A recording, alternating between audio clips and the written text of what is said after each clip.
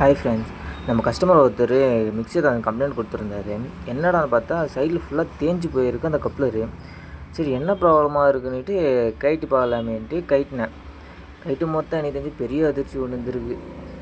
எல்லாம் பார்த்தா லெக்கு ஒன்று உடஞ்சி போயிட்டுருக்கு. இதில் வந்து 2 லெக்கு வரும், அதில் ஒரு லெக்கு உடஞ்சி போயிட்டுருக்குனால அது மோட்ரு ஒன் சைடாக உள்ளே அமுக்கிட்டு இருக்குது, அது சைடாக எடுத்து தேஞ்சிட்டே போயிருக்கு. நல்ல வேலை கஸ்டமர் உடனே ஆஃப் பண்ணிட்டாங்க. ஆஃப் பண்ணவே பாதியோடு நின்றுச்சு, இல்லைன்னா மொத்தமாக ஜாம் ஆகிட்டு தீஞ்சு போயிட்டு ஃபயராக கூட இருக்கலாம். இப்போ கழட்டி அந்த லெக்கு பாருங்கள், அந்த ஒரு லெக்கு உடஞ்சதால் மோட்ரு உள்ளே போய் விழுந்துருச்சு.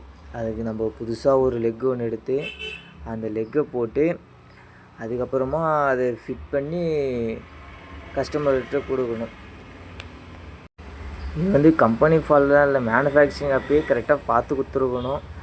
ஸோ ஏதோ ஒன்று நமக்கு கஸ்டமர் கிடச்சா ஓகே தான். இப்போ பாருங்கள், இப்போ எல்லாம் கரெக்டாக பண்ணி போடவே கரெக்டாக ஓடுது. ஓகே, இந்தமாரி ஏதாச்சும் கம்ப்ளைண்ட்னா எனக்கு டிஎம் பண்ணுங்கள்.